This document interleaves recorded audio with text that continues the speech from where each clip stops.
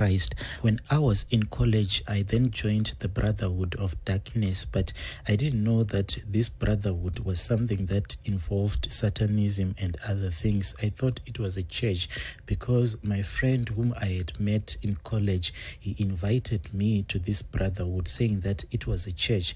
When I went there, they were even using Bible verses. The only thing that I noticed about this church is that the pulpit that was in front, it was a black pulpit. Later on, when I wanted to join the praise and worship, that is when I noticed that on the pulpit there was a very big cross in front of the pulpit. Then in the middle of that cross there was another cross, but this cross, it was designed upside down.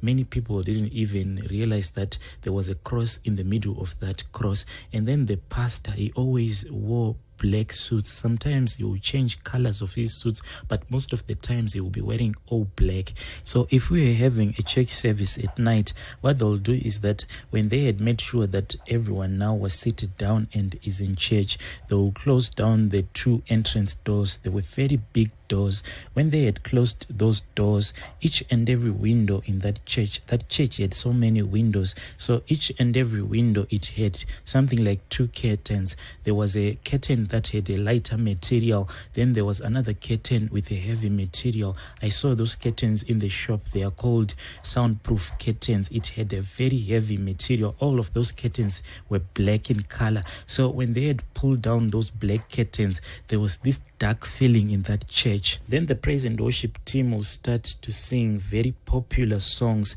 that have been sung by Christian artists. If I mention this name of these songs, many people will recognize this artist as they will be singing. The pastor, then sometimes he will stand in front of the church and will be like, let the fire rain down, let the fire rain down. Then people will start to speak in different tongues. Even me, when I joined that church, the first service, I began to speak in many tongues. It only took me one day to speak in different tongues. If you ever enter that church, you just think that everything is just normal because people will be giving their life to Jesus. There will be even an altar call after each and every service. Even the pastor, he encouraged people to pray to Jesus, but deep down in their hearts, they knew that they were praying the other God. So what my friend will do is that he will go out into town, then he will walk around asking for people for change. So before I joined the Brotherhood, he used to take me along asking for people for change. So I just thought maybe he was running a scam or something. But what will surprise me is that all day long we'll be walking around town asking people for change, and if you give him your change, you will put it aside, but the money will just keep on coming. I don't know where the money will be coming from. Then when we'll knock off, we'll go back to the church. So when we arrived at the church, in front there is a pulpit. It is that same black pulpit that I told you about, that is a big cross and then a little upside down cross in the middle of the big one. So next to that pulpit there was a small glass table. On top of that glass table there was this altar that was made of copper. In that altar there was always white ashes, and these ashes were always warm.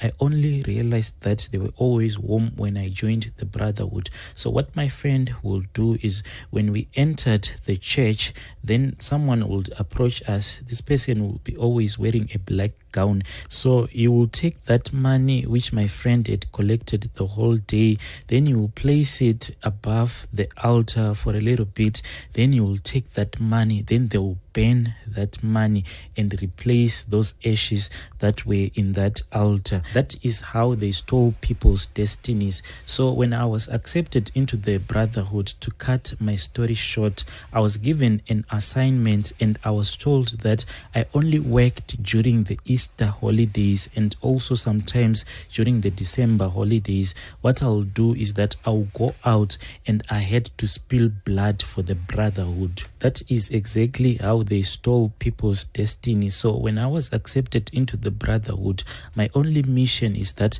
I worked during the Easter holidays. Sometimes if there was a lot of work, I also worked during the Christmas holidays, but mostly my assignment was on Easter holidays. So what I'll do is that I'll buy a bus ticket, then I'll board that bus, but I'll not be going anywhere. My only mission will be to cause an accident for that bus. Sometimes it will work out, then blood will be spilled. Sometimes it will not work out. If that bus was going to have an accident, then I'll just disappear from that bus moments before an accident. Then I'll just get into another car. Before Easter, then I'll be given a location where I was supposed to spill the blood. Then also I'll be given a target of how much blood was supposed to be spilled. So I'll make sure that I'll reach those targets.